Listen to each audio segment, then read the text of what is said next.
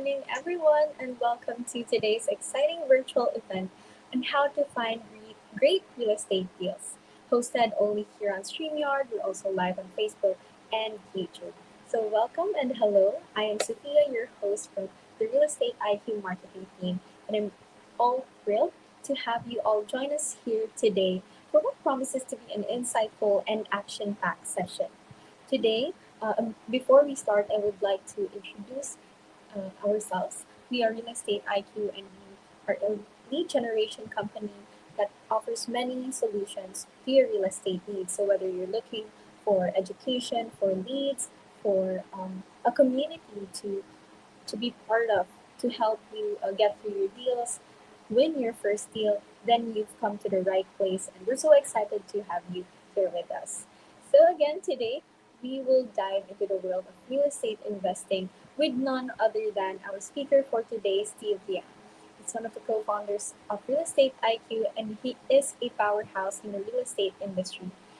He's a speaker, a mentor, and also an innovator, and he's a leader, again, in the real estate scene. And he's here to share his proven strategies for uncovering high potential real estate opportunities. So, without further ado, I want to welcome to the stage Steve. Hello, Steve. Hi. Hello, how's Hello. everybody doing? Welcome, and let's get started. Okay. Well, first of all, I want to congratulate you for joining us and learn how you can take control of your investment and your financial future. So we're probably all here because we know real estate investment it can be very lucrative if you know how to do it, right? The key words are how do we do it? And you probably personally know somebody who has invested in real estate and have made a big gain over time. They have made big profits, or they have built a substantial wealth through real estate. So the question is, how do we get into this real estate game? So we're going to learn a lot about the game and how do we make big profits. What are the ways to make these big profits? And a lot of details of how we do it. So first of all, a couple of success stories just to kind of show how lucrative real estate investment can be. Here we have a success story. I believe it's in Dallas. We're looking at $46,000 of profit. This is in Carrollton, which is, I believe, it's in Dallas County, the part of Carrollton that's in Dallas County. The other one is in Dallas, $85,000 in profit. Some people make that much in a year, right? In a yearly salary, or maybe some are, it could be an aspirational number for some folks. So in just one deal, you can potentially make this much.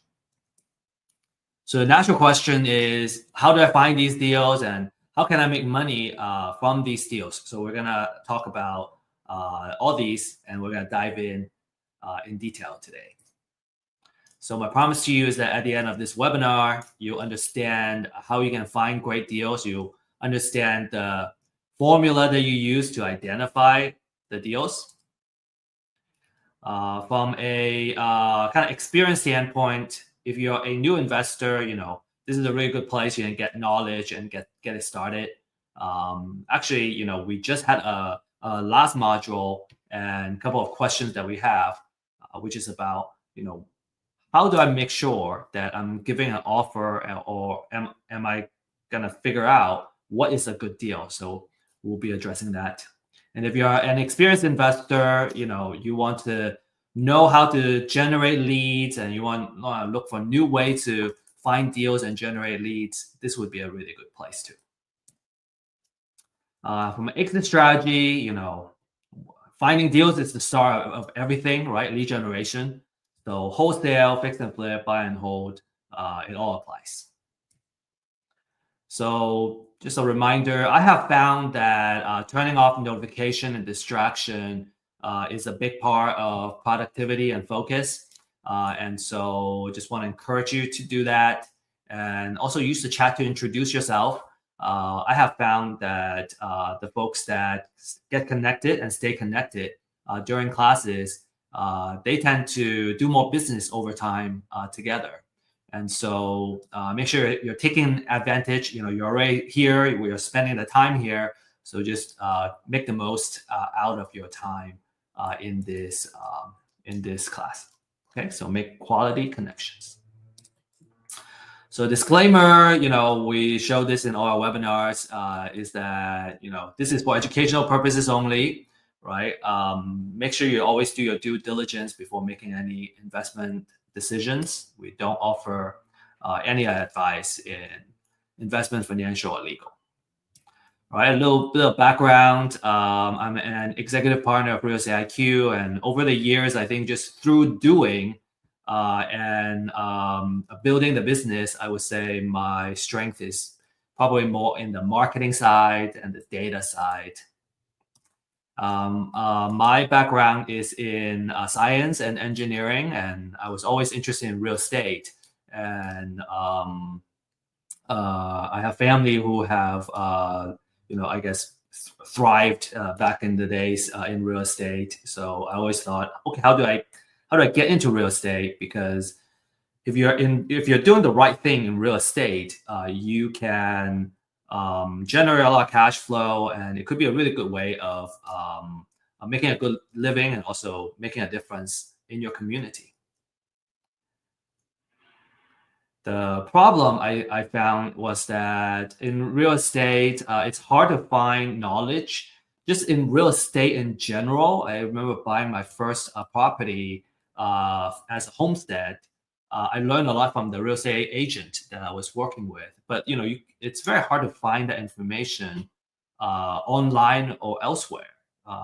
Even to today, it's still difficult, and it's harder for real estate investments. Right? It's a kind of niche place. You got to know where to look for it, and you're in the right place because you found it. I also found that for data and technology, it's hard to do that, find that for real estate investments. It's been getting a little bit better, but I think there's still a way to go. And also, it's hard to find mentors and fellow entrepreneurs to connect with, especially during the COVID time.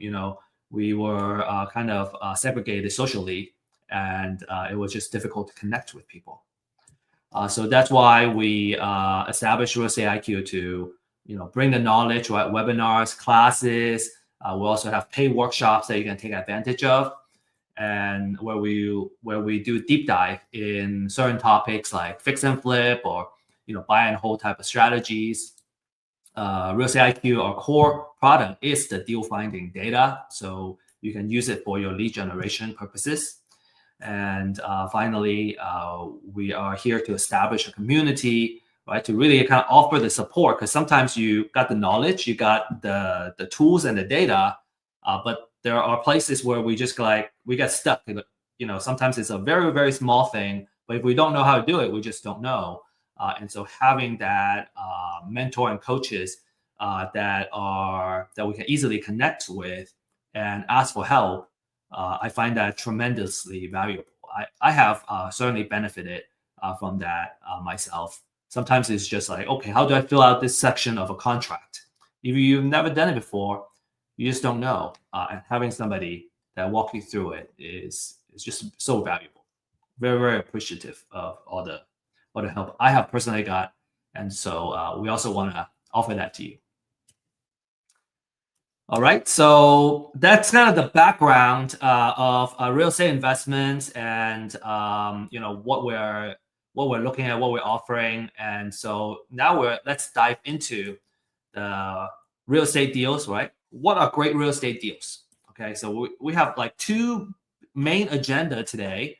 One is the business model, and a business model basically is how do you make money, right? How can you basically build a business, and how does this business make money through real estate? And I think when we can certainly look at a real estate deal and go, oh yeah, I'm making a profit off of one deal.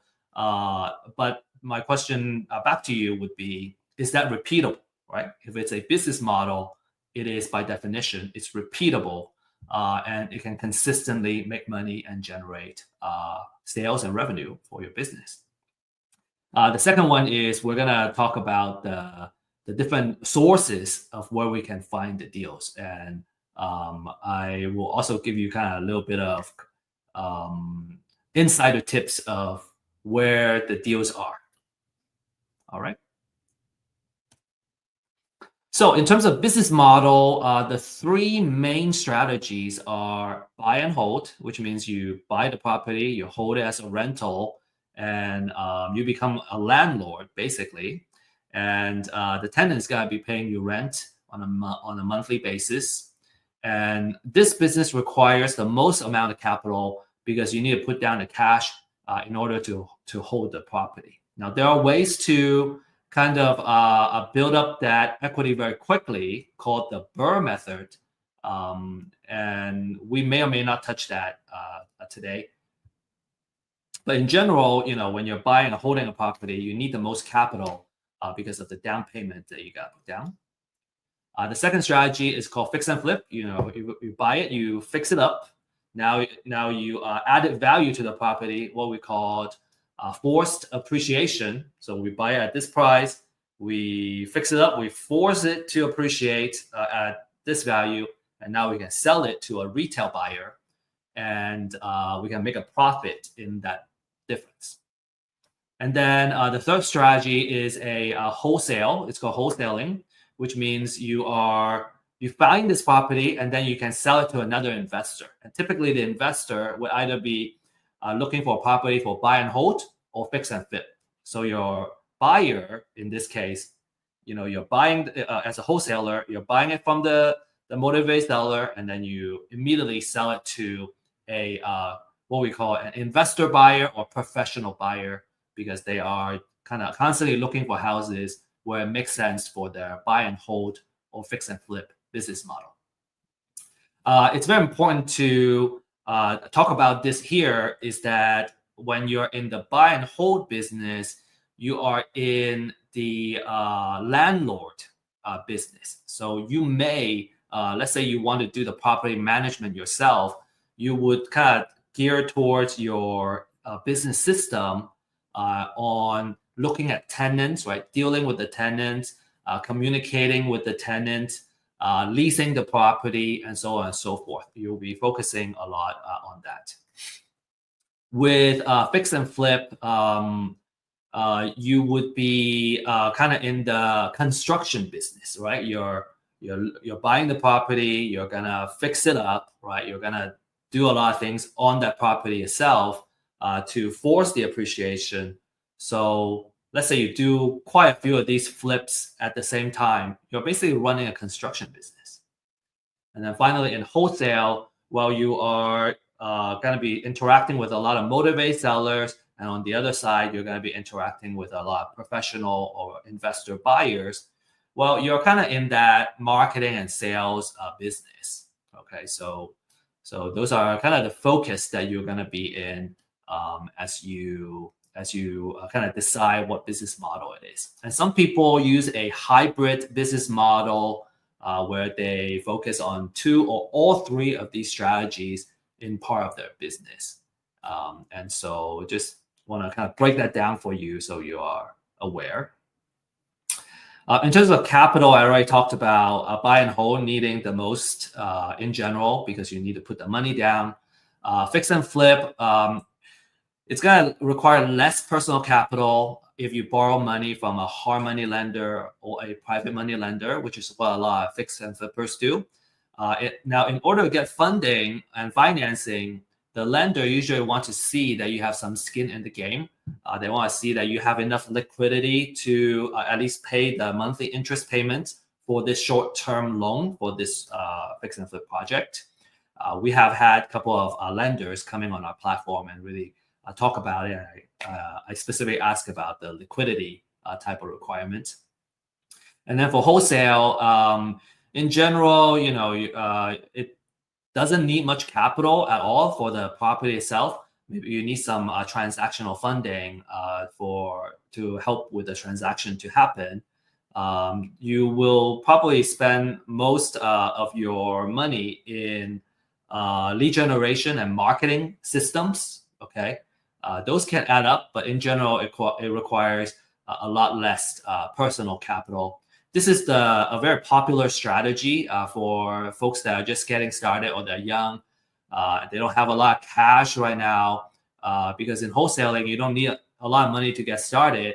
And typically you get 7,000. I've heard an average deal you can make about $10,000 just by finding the property, putting it under contract, and then turning around and selling it to a professional buyer. So now let's look at some numbers. Okay, for buy and hold, a very important rule of thumb is called the 1% rule. And we always use the 1% to calculate the offer price, okay, for single family properties. So the 1% rule basically says that if I buy this property and I can rent it out for 1% of how much I buy on a monthly basis, then it would be a good deal. So it's just a very kind of rudimentary, preliminary rule, general rule of thumb, right? Because when I see a house that's say $150,000, I go, okay, can I rent it out for $1,500 a month? Right? It's a very easy way to kind of run the calculation. Now, in order to make it fit, right, to come up with that offer price that fits a 1% rule, we just need to do a little bit of kind of that manipulation where let's say I can find out what the market rent is, the market rent is, and let's say in this case, it's $2,500 a month, right? So in a big metro area, $2,500 can be very normal, or maybe even on the lower end. In the more rural area, this rent can be a little more than people are used to paying. So it all depends on your local area. So let's say the rent is $2,500. So I multiply that by 100, right? Because I want that 1%. And so now I come up with a number which is 250,000. And now let's say I need to fix up this house, and it's gonna cost $20,000 to put paint, a new carpet, all that stuff in place. Then when we subtract that from the 250, then I would know that my distress offer is $230,000. So in other words, if I kind of go from the bottom to the top, is if I buy at 230, I add the repair cost. So now my entire kind of out of pocket or entire spend is 250,000. So then if I can rent out for 2,500 a month, then it's a good deal, right? I can cover everything. Now, obviously, if I can buy it at less than 230,000, that's even better. But I want that 1% I want it to meet that 1%, so I'm in a good place. So the next slide, we're going to talk about that 2,500, kind of break it down a little bit to go, okay, this is why we need that 2,500 to be a decent deal. Another thing to kind of to look at here is that I put a wholesale fee here of $0. So for a wholesaler, right? Let's say I'm trying to sell it to a buy and hold investor. Well, I know the investor is gonna offer at most 230. That means if I want to make $10,000 here, then when I buy it directly from the seller, I want to mark it down by another 10,000. So I will offer 220,000 and make my 10K, and then the buy and hold investor will enter at 230 plus the rehab, and then that's how all that math will work out. All right. I think I will have some further examples in there. Okay, so this is just an example. Okay, so for that $2,500 per month, it needs to go somewhere. We are not pocketing where we cannot pocket everything, but it makes sure that we have enough monthly cash flow to make this worthwhile. So in this example, right, let's say the mortgage is $1,200. Right, there's also property taxes, there's insurance, there's HOA and maintenance and all that stuff. So when we subtract everything, then a monthly cash flow is $575 on a monthly basis. So that would be a good example, right? Because we already factor in that 1% rule. Now I have a a cool monthly cash flow, just sitting there and kind of making money for me. A couple of things that you want to kind of pay a little more attention to when we go a little bit deeper is that if you hire a property manager, they're going to take some of that cash flow. And then if there's some repairs, maintenance, again, we kind of have this already accounted for here in this calculation. But when we're talking about $500, $600 on a monthly cash flow, that's a pretty good deal. So imagine you have not just one, but 10 of these, right? So if I have 10 of these houses, then I'll be making $5,750 a month, which is about $69,000 a year. If it's 20 houses, it's $138,000. So that's a really good way to kind of make money, letting your properties working for you. Not to mention that your mortgage here, there is a part that pays the interest of the mortgage that's tax deductible, and then there's a part that goes towards the principal, which builds up your equity. So there's also, in addition to kind of that cash flow, there's also kind of additional benefits in the buy and hold. And like I said, you're in the landlord business. You either be working with a property manager or you're going to be property managing yourself, dealing directly with tenants, and you'll be paying a lot of attention about getting the place leased at all times, right? The vacancy can kill your profits. So you want to make sure that you have a good occupancy. You want to make sure the place is leased and constantly producing and generating cash flow. So vacancy and tenant quality are typically the two key things that you want to watch out for, because if you don't, it can eat up your profits. Okay.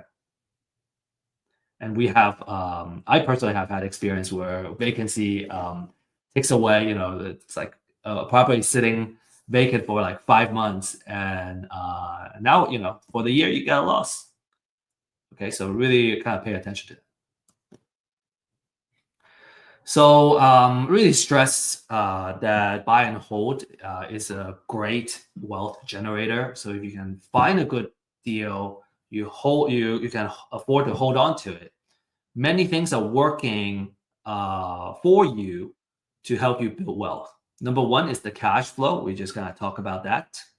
The second one is that you have appreciation, and it can hedge against inflation. You have the natural appreciation, which is the property value naturally goes up. On average, I have heard from a builder that in the United States, since the I forgot, maybe like for the past 70 years or something, don't quote me on that. The entire United States, on average, has been appreciating by 3% per year. And that's the entire United States. Some metro area where it's growing faster, maybe doubling that. So you might have seen your property, if you have been holding properties, that the value has doubled in like 10 years, right? We have that rule of 72 to come with that. If it doubles in 10 years, then you're looking at about like 6%, 7% of yearly appreciation. So that's natural appreciation. I kind of talked about the forced appreciation, which is you're actively like fixing up the property to bring it to the market value. So if you bought it at a good price, you force it to appreciate, and now it's worth more. So that's two things working for you. Natural appreciation, more passive, right? As the market goes up, you go up. Forced appreciation is more active. You fix it up and you bring up the value. You also have tax savings, right? You got depreciation, taxes can be written off. You can also write off operational expenses in the property. And then finally, I kind of talked about that, which is the loan pay down, right? So as you pay more and more towards the principal, your equity gets built up, and then now you own the property, say outright, and And now, every single month you just have free cash flow, basically, that you don't have to pay any more mortgage of if it's already paid off. So you have like kind of four main things working for you when you do buy and hold, which is a fantastic way to build wealth slowly through real estate. A lot of people love that. All right, so next let's talk about the fix and flip. And in fix and flip, we do the 70% rule. So that's another rule of thumb, right? So we talk about 1% rule of thumb. I kind of talk about the rule of 72, which I didn't really go into too much detail. We can deep dive into that another time. The second main rule is the 70% rule. Okay, so for the 70% rule, you use the 70% rule to calculate the offer price. So what that means is, well, I want to only put in as much as 70% into the property because I need that 30% to pay for all my other costs and still make a profit. That's basically what it is. So if I know what the after repair value, which is the market value after the house is all fixed up, if I know it's $500,000, I take 70% of that, and that would give me $350,000. And let's say in this example, the repair budget is going to cost $70,000. So we subtract all that stuff, and our distress offer would be $280,000. I talked about the 30%, so let me give you an example of what the other 30% could be. In this example, okay, so 30% of the 500,000 is 150K, but we don't pocket all of that, okay? There's also all kinds of costs that goes into the just cost of doing business, and but we'll still be looking at a decent enough profit, okay? So in this case, there's closing cost, there is holding, right? So every day there is insurance. There is utilities, water. There is I guess the interest cost, daily interest cost is part of the financial cost. So all of those kind of adding up will. So you as a fix and flipper, you want to manage your cost, and I think in general is by reducing your holding costs by making sure that your project doesn't run a long time, because the longer it takes, you're going to have a higher holding cost, and then your financial cost is going to be more as well if you got the funding from either private lender or hard money lender. But then you still have a very decent sized profit at the end of the day, and that's a short-term gain. It's a fantastic return for just one project. So if you just do one or two projects at this kind of a number on a yearly basis, that's already a pretty good place you want to be. Obviously, if you do one per quarter, now you might be making more than a regular salary. Okay, now remember I said for the fix and flip business, you are in the construction business, which means that a lot of your attention should be in the rehabbing of the property, and you need to make sure the rehab budget or the rehab project stays on time and on budget, right? And you're not compromising too much on quality either. You want to have good quality so you can actually sell it. And so cost overrun and project delays can eat up this profit. Lastly, we have the wholesale business. Wholesale, again, is very popular. It doesn't need a lot of capital to get started. You acquire the distressed property directly from the motivated seller, and then you can sell it to an investor. And now that said, we have clients that also are using our data because they wanted to go directly to the motivated seller instead of buying from a wholesaler. So you just want to be aware that in this case, you're kind of right. You're saving the wholesale cost to you don't have to pay a wholesaler, but now you're also kind of adding that marketing operations in your business to acquire deals. So you're in the marketing business. If you're a wholesaler, you'll be paying a lot of attention in marketing and acquiring the property. and also disposition, right? Because you gotta know the your client, which is your investor, the investor that's gonna buy your property, and so you're gonna kind of basically you acquire the property from the motivated seller, and then you're gonna match it with the investor that fits in their buy box. This is let's see. A lot of investors start out kind of buying deals from the wholesalers, and then over time, as they gain more experience, they go, well, maybe I can do my own marketing, and I can reduce my cost of acquisition, and they can basically you're acquiring the property directly from the motivated sellers. And it could be a really good strategy if you want to control your deal flow, because now you can manage your pipeline. You can kind of predict how many deals you can get on a regular basis. And you don't have to kind of acquire the deal from somebody else and maybe kind of compete with another investor to buy the deal. You can also kind of pick and choose the best deals to keep for yourself. And then, you can wholesale to, say, another investor. Okay, so just really quickly, kind of the math of as a wholesaler, what you would make. If you recall the example that I had before, the distress offer was 230 if I'm a buy and hold investor. But as a wholesaler, because I want to make that $10,000 fee, I would drop that distress offer a little bit more to kind of make that wholesale fee. And kind of the value that I bring to the market in this case would be finding the deal, putting it under contract, and then the buy and hold investor can still make their profit, so everybody wins. And then on the other case, for selling it to a fix and flip investor, I can mark a wholesale fee. In this case, I put $20K in here, and it's really about what the market is willing to bear. So let's say I can put, if I want to charge 10,000, okay, then I would offer at 230. Excuse me, 270.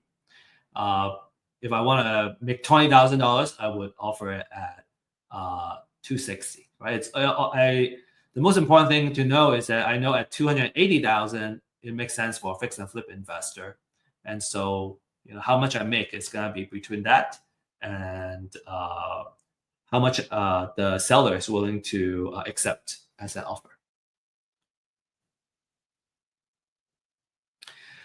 Okay, so another side I want to offer is just another perspective is that let's say I'm the fix and flip investor, right?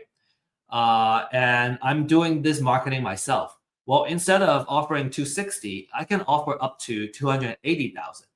So I'm going to be more likely to win the deal if I'm competing with a wholesaler, and because I can offer more money. And so I have a little bit of an edge if all things are being equal. So that's also why some of our fix and flip and buy and hold clients, they wanted to do the marketing themselves because they're more likely to win the deal because they don't need to make the wholesale fee. Okay, so to recap kind of this first half of the webinar, buy and hold, you're in the landlord business, you need the most capital to get started. And maybe right now is a good time to say that there's a way, let's say you're buying a distressed property that needs to be rehabbed. The strategy is called a BRRRR method, BRRRR. You buy, you rehab, you rent it out, and then you refinance, and then you repeat. So when you're doing that, then it requires less kind of personal capital to do the buy and hold. So pay attention to that BRRRR strategy. We have material that talks about what BRRRR is. We actually have an ebook about BRRRR, and you're welcome to look for that and download that on our website. The fix and flip business, okay, you're in the construction business. You're going to be managing contractors. You're going to be looking for the project, making sure it's on time, it's on budget, and you can sell the finished product at the after repair value. Okay, and then wholesale, you're in the marketing business. It's about how many leads you can reach out to, and also closing the deal, and then turning around and finding a buyer for this particular property. So you can make your wholesale fee. All right. Okay. Here is the secret. Okay, this is the I wouldn't say a more important part, but this is certainly a really important part, which is what are the secrets of finding great deals, right? All the business model talk is great, right? But how do we put that into action? How do we find the deals? Because when I find the deal, I can make the profit. So it's all about finding that deal. And experienced investors, we know that money is made when you acquire the property at a good price. When you are able to get the property and there's enough equity in the deal, right? There's enough, if it's at a good price, it wouldn't be hard to find funding. It wouldn't be hard to find a partner and get everything done. So, everything starts from finding a great deal. And the secret of finding and acquiring great deals is having motivated sellers. It's about finding and locating the people that motivate to sell for whatever life reason it is. And I would say that in general, there's a need for immediate cash, for one reason or another. And we'll talk about the different life reasons. All right, life happens, and because of that, they are in some form of financial distress. And because real estate is not liquid, in order for them to sell quickly to address the life situation, they tend to need to accept a lower price than what the market is going for, so they can sell quickly. And I think I'm just gonna leave it at that. There's so much more I can talk about. Okay, so the concept is called live data, and live data is basically a signal of something that's happening in the person's life. And life happens like every day, everywhere, right? Life happens to all of us. It's universal. Every day, new babies are born, and every day, some people die. So every day, some people get married, some people get divorced, and sometimes they get into financial trouble. And so if you kind of start thinking about the stage in someone's life as they grow up, have kids, get married, have kids, stay in the marriage or get divorced, they get old. There are stages in their life where they're more likely to buy something, sell something, and so on and so forth. So if we can kind of really capture that information, capture that data, capture that life-changing events is what I call it. And for those who have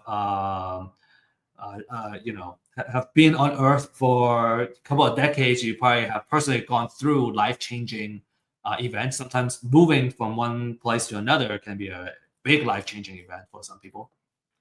You agree that life events are so powerful that many times all we can do is kind of play catch up and deal with it, deal with life. So imagine that if you are a marketer, right? How valuable that data is, because when I know that data, I know kind of in general what they need.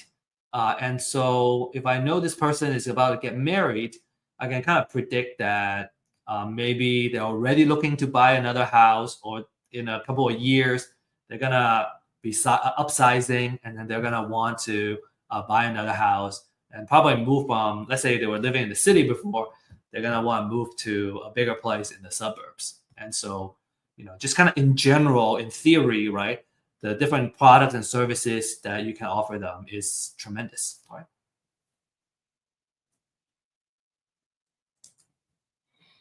So to find motivated seller, we want to get our hands on some aspects of their live data that tells us that, hey, they want to sell. So first of all, they should be owning real estate, right? And then there should be some kind of financial distress or motivation to sell. and they need to sell really fast in order to get out of a bad situation. And we'll talk about the different motivations shortly. And that's actually the next slide. Okay, so we'll talk about the different motivation, and I call it the different sources of motivated seller. Okay, so the different type of live data that matters in real estate and for real estate investors. And you can imagine like this is the kind of data that also makes sense for a real estate agent. If you're in the listing world, you're looking for folks that are motivated to sell. Now, some you can help as a listing agent. Some are a little bit harder to help. Say it's like a foreclosure and they get foreclosed very quickly. It's much harder to sell, truthfully in the MLS market because they just need to sell quickly. Okay, so the first one is the pre-foreclosure. Okay, because their house is about to get foreclosed. They're about to lose their house in an upcoming foreclosure. And it could be next month, it could be a month from now, and all that. We want to know what the auction date is on the property. A lot of investors, they love this list. It's actually one of our kind of most popular lists because these motivated sellers, they're in a desperate situation where they need to sell really fast. So for pre-foreclosure, you're reaching them because before their house hits the auction, and you can directly negotiate with the buyer. Let's see. So a couple of experience I can share is we had a candid REI kind of joining us and sharing how they market to the foreclosure pre-foreclosure list, and their approach, which I find is much better too, is that obviously you can just approach them and go, hey, you want to sell your house. And you may get a lot of bad words and hostility thrown back at you because, in a normal circumstance, who would want to sell their homestead, right? Some people want to, and then they welcome that conversation. Some people may not want to. And I have found what has been useful has been that if we position ourselves as their advocate, we can position us as, because most people don't want to go through the foreclosure. They want to stop the foreclosure. And so a really good approach that I found useful is to create the mindset, right? First of all, having the mindset and also having marketing material that helps them stop their foreclosure. And be a resource for them. Kind of go through the different ways that they can potentially stop their foreclosure, build that trust. And maybe there are times where you go through that and they don't need to go through the foreclosure anymore. For example, just last month, we had a tax foreclosure prospect, and I was able to reach out and reach him kind of on a Thursday. No, it was a Friday right before the auction. The auction is going to happen the next Tuesday. And they needed to figure something out. Otherwise, the house is going to go into foreclosure. And he says, you may hear this a lot. They go, I'm waiting to hear back from my attorney, or I'm waiting to hear back from the court or something. Well, on that Friday, you only have one more business day, which is Monday. And then the next one is that auction Tuesday. So they don't have a lot of time. We were able to connect them with somebody that, with an attorney that ended up helping them pause that foreclosure and kind of solve that problem so they don't have to sell the house. And, we didn't gain anything from that lead. But the good thing is we were able to help them. When you're in business, you just gotta be willing to kind of pay forward. And if we do enough, if we add enough value to the market, sometimes we win something, sometimes we may not win it right away, but there are times that it will come back. So, and a lot of our kind of experienced investors, we like to kind of embrace that mindset because I think it just feels good to help folks that are in need to kind of solve their problem. And there's always a percentage where they kind of get to a point where they go, okay, I have gone through everything. There's no other option. I have to sell to someone. And if we have been just so valuable and we are able to build that trust, we're gonna kind of be that person to acquire that property. And I really prefer to be in that position than trying to take advantage of someone else's situation. Okay. From a pricing standpoint, these lists are not cheap. They're about $80, $90 per county. So to cover a metro area, you may need put $200 to $300, sometimes maybe even upwards of more than $300 on a monthly basis. And you don't have to mine this information, right? This is kind of public information, to be honest. But you don't need to spend all that time to find the information and do the research that you need. $200 to $300 is actually a really good price to get into this. So for Real Estate IQ, we have a disruptive pricing that we'll be sharing kind of at the end of this webinar, just to make sure that we are offering really, really awesome data to help you get started and find success in the real estate investment game. All right, the next one is called the appointment of substitute trustee. And what this is that a lot of savvy investors, they like to reach out to the property owner before they hit the foreclosure list. And when we look at the foreclosure process, what happens is when a lender wants to start the foreclosure process, a national lender will typically name a local trustee before filing for foreclosure, before filing for that foreclosure paperwork. So the appointment of substitute trustee is de facto a signal that the house is going to go into foreclosure. So that's why we call it a pre-foreclosure. By targeting these homeowners, what you do is you get more time to market to them and build trust. And it could potentially give you a leg up over your competition. You could be the first person that reaches out to somebody that is going to eventually go into foreclosure. We have a very popular class. It's called The Secret of Building an Endless Deal Flow, that focuses on how to put together a marketing campaign and building a consistent pipeline for deals. And if you're interested in kind of, building, learning more about marketing and nurturing leads and all that, which is, very fitting to this type of leads, I would highly recommend that class. Okay, next we have probate. So heirship and guardians are all kind of related to this category. So what happens is if someone owns real estate property and they pass away, and they will end up leaving the property to their heirs. And if there's if there is a will in place, it will go into probate. If there's no will in place, it will go into an affidavit of heirship. And when it comes to kind of the handling of the estate, well, the house is an inheritance, right? Maybe there are a couple of potential motivations. It could be that there's enough equity in the house. They just want to cash out and kind of pay for other things in their life. It could be that the house is sitting there, it's not generating money right now, right? It's vacant. Grass is growing. It's a headache to maintain the property.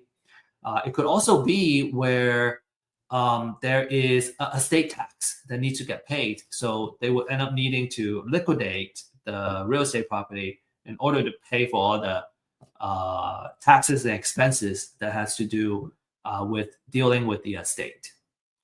This is a very, very lucrative type of lead, and the market is about $3. Some may even charge $5 for every one lead, because they're so lucrative. A lot of experienced investors, they love probate because there tend to be a lot of equity in the house. It could be where the house has already fully paid off, or they have been paid off for so many years. They have been paying down the principal for so many years that there's a very small amount of loan that's still being owed, and there's just a lot of equity in the property. And when it comes to the heirs, a lot of times they just want to cash out. They don't really care about maximizing the how much they can get on the market, and they would just sell it to an investor. Now, obviously, different cases are different. There are some heirs they want to sell it on the market as an estate sale, and because at the end of the day, they want to kind of maximize how much they can make out of it. So, but anyway, the probate can be extremely lucrative. Another very popular one is evictions. So, if a landlord needs to evict a tenant, it usually has already caused a lot of financial a loss for the landlord. The tenant may have ripped the house apart before they get evicted.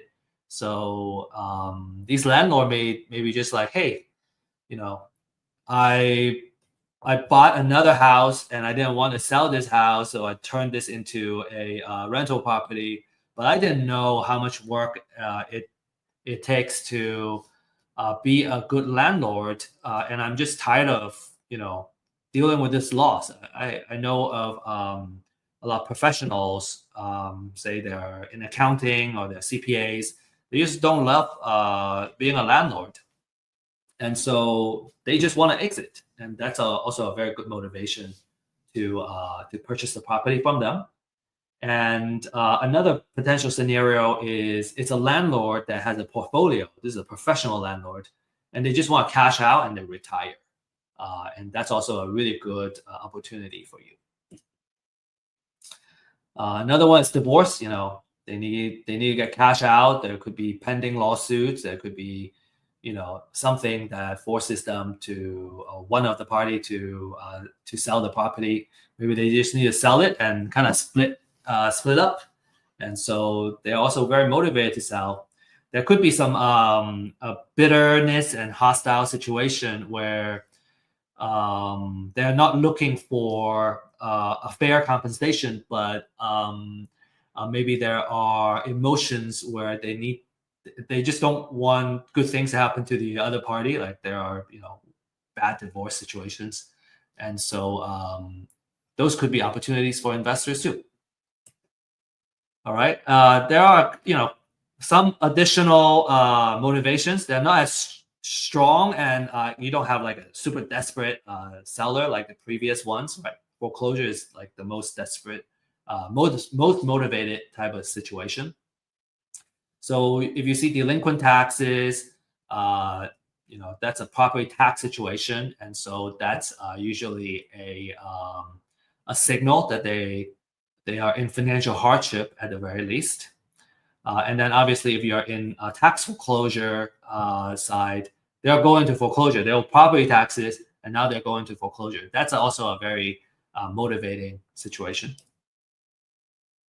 And then you have kind of some other signals. You have a tall grass code, right? If you don't maintain your grass and your lawn and the grass grows really tall, well, the city may come and write you up, and then now you have a tall grass code violation.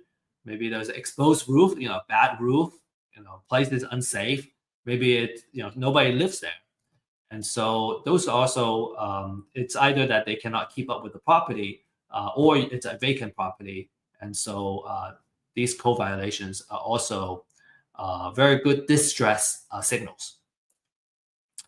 Okay, last but not least, there are also more signals, but like these are kind of the major ones. The last categories I will share with you is the liens.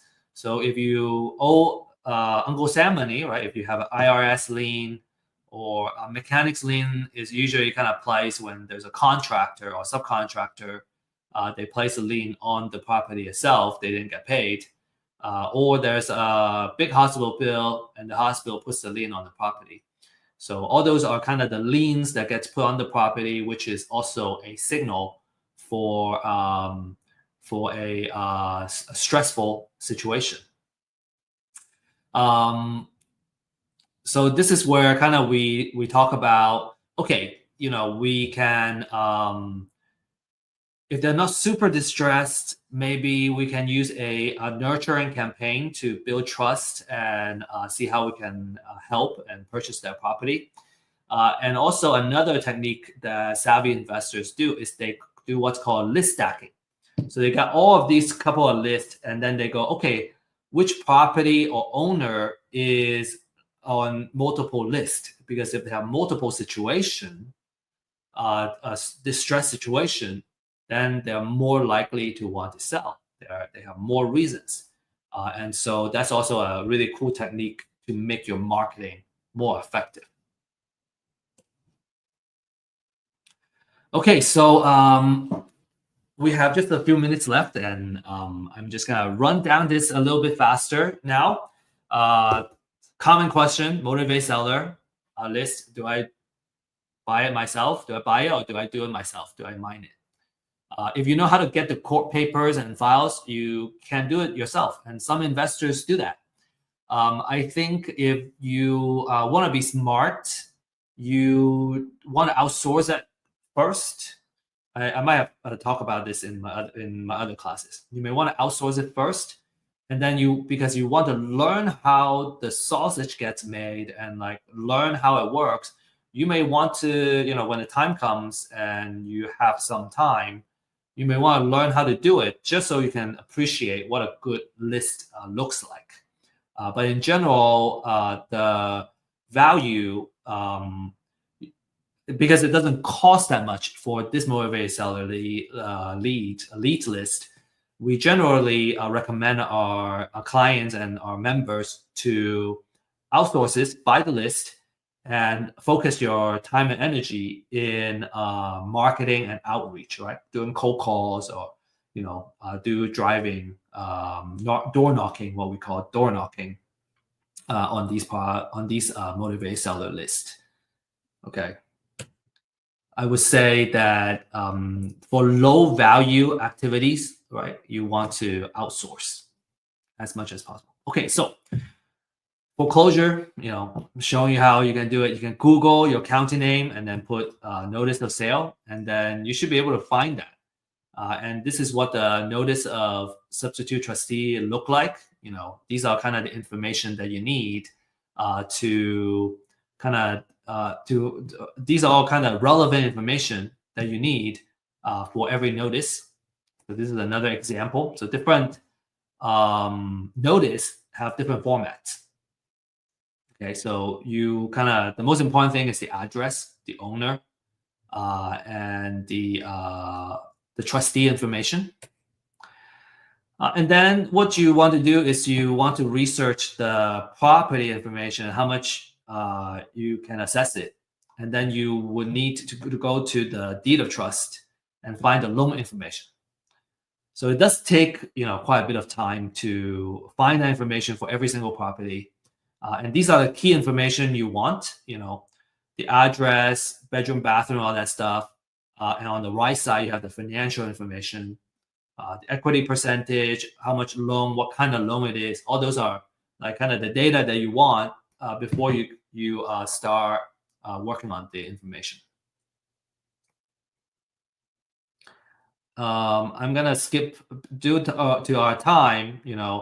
Takes about 15 to 20 minutes of research per record, and so we're talking about thousands of records. All right, so it's much easier to focus on our outreach effort.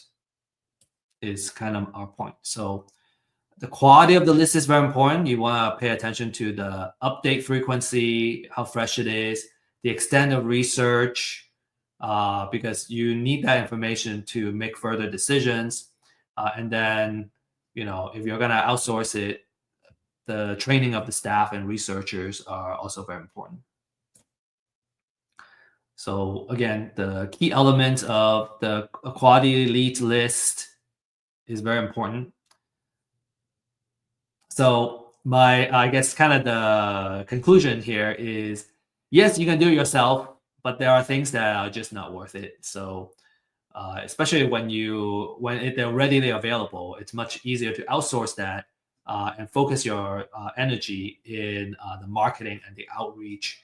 Because at the end of the day, we don't really want the data or the lead. We want the deal. because that's what brings us the money and the cash flow. Okay, so we talked about, to recap, we talked about how you can make money, different business models. We talked about how you can find great deals, and then we also talked about where you can get off-market leads. Okay, so a couple of success stories. I already showed these. Success story number 1, number 2, and number 3. Tens of thousands of dollars. These are outsized profits. I just want to maybe make a small disclaimer that not every deal looks like this. These are like really good looking deals. And some deals are smaller. Some deals, if you're not careful, you may even lose money, right? So because there's a risk in real estate investment or any kind of investment activities. So just make sure that you have the right support and you know what you're doing before you get into real estate investment.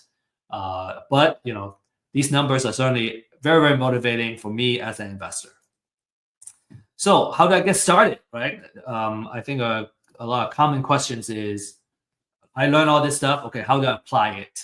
So number 1 is get a pre-foreclosure list. You can get other lists. I find that pre-foreclosure, people are more likely to get traction quickly. And the more quality information, the better. And for Real Estate IQ, we offer a first-hand data. Okay, so we mine the data ourselves. So you get the freshest data available. You get the extensive research. We went to 3-4 different sources to come up with the information to get the estimated equity. And then for a limited time, you still can access this disruptive pricing. Number 2 is to find a mentor or coach that can really hold your hand and walk you through it. You can certainly do it yourself. It's just so much easier to have somebody that we can reach out to, because I think it's easier when we don't have to repeat the same mistakes ourselves.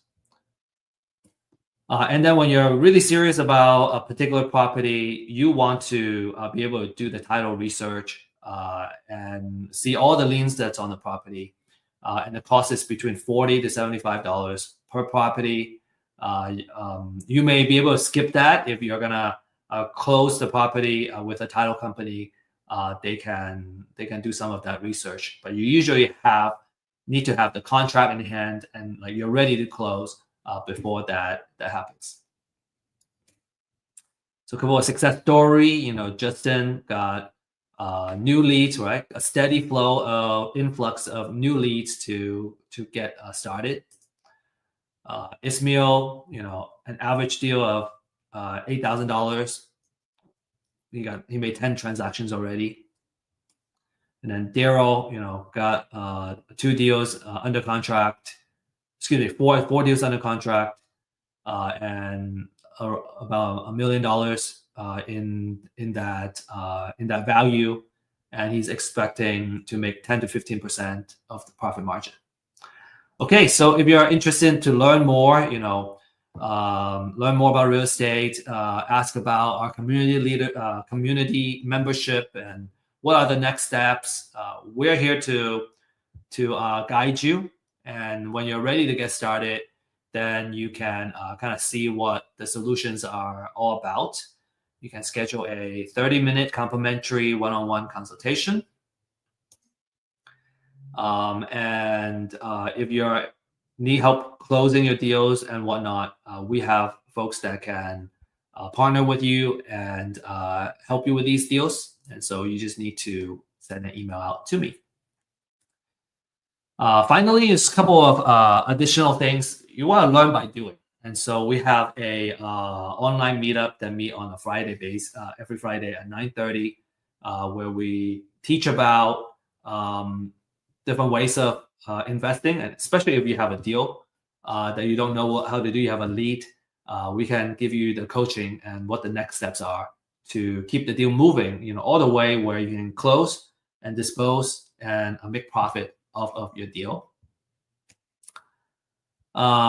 Very, very last thing, we hope you learn a lot from this class, and And if you did, please scan this QR code. Give us some feedback.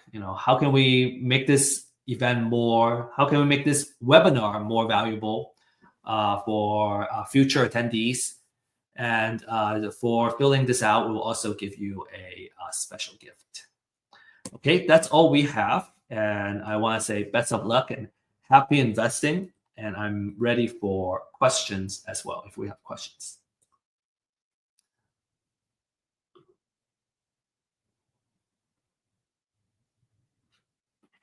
All right. We have a couple of questions here. Okay. Some recommendation ask. Tracy is asking, can you repeat again what we can do as an investor? I have low capital, just starting. I would say wholesaling, it would be a good way to get started. It doesn't require a lot of capital. You do need a small amount of marketing budget on a monthly basis, and you want to budget, I would recommend 6 months, okay, 3 to 6 months.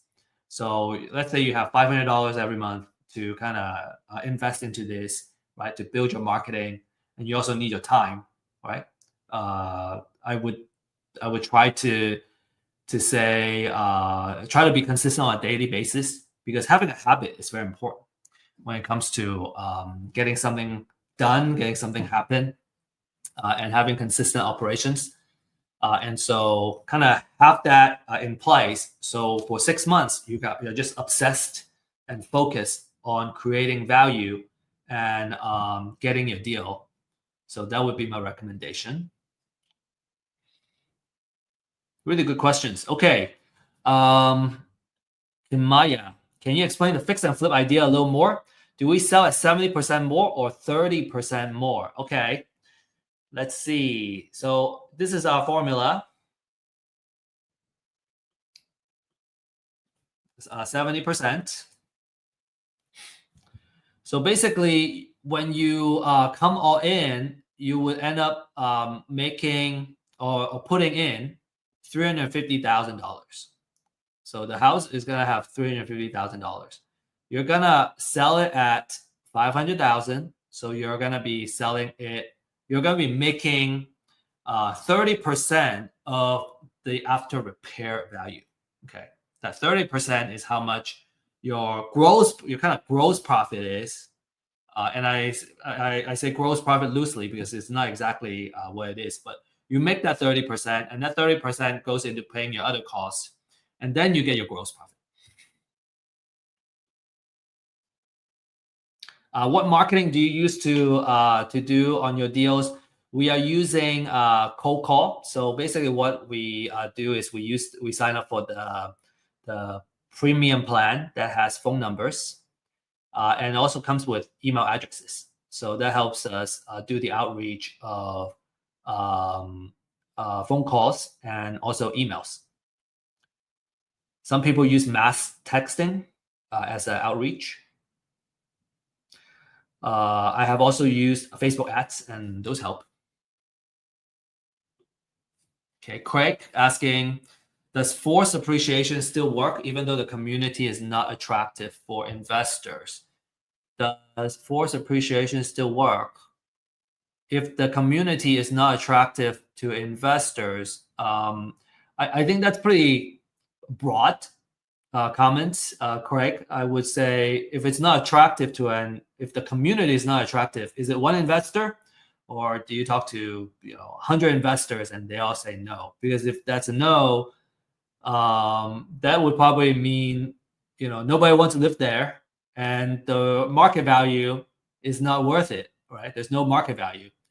Usually, your after repair value is based on what houses are selling for in that area, and that's a very it should be an updated market data. And so when that happens, then you have the market value, and then I would say forced appreciation should work. If it's a good deal, an investor should find it attractive. Okay, there's a question about distress offer. Okay, so what's a distress offer? It would when we say distress offer, there's another term called maximum allowable offer. and it's basically the same thing. It's how much we offer to the owner who are distressed, right? Because if they really want to sell at top of the market, they can fix it up themselves. They can sell it in this case at $500,000, but they don't have the cash to fix it up, right? And they're distressed. They need to sell fast, and so that's what we mean by a distressed offer. All right. Okay. So I hope y'all learn a lot. And again, appreciate your questions and you joining us. We do have another event coming up, and that's next Thursday, same time. We have a different format. It's called Ask Me Anything. We have AJ Page joining us, and AJ is a very successful wholesaler. He's from California. I think he hasn't spoken on our platform yet. And so really excited to have him here. He has done a lot of deals in and all kinds of kind of investment strategy. So come prepared if you have questions about creative offers, title, any kind of deal related questions, how to close deals, what are the best software tools to use for your wholesale business. What are the best lead gen techniques? AJ and I have been kind of talking, and we have exchanged a lot of ideas. And he has gave me a lot of tips too on what he's been doing. So I hope you're gonna learn a lot from him next week. Okay, so it's gonna be at 11 a.m. Central Time, basically same time next Thursday, and that's all we got. So appreciate you guys and have a great rest of the day and have a good weekend. We'll see you next week. And remember, if you're really interested in the deal side, tomorrow at 9:30 a.m. Central Time, we have our MAP online meetup. So we can talk about the actual deals and how do we deal with the deals. Okay. All right. Have a great day.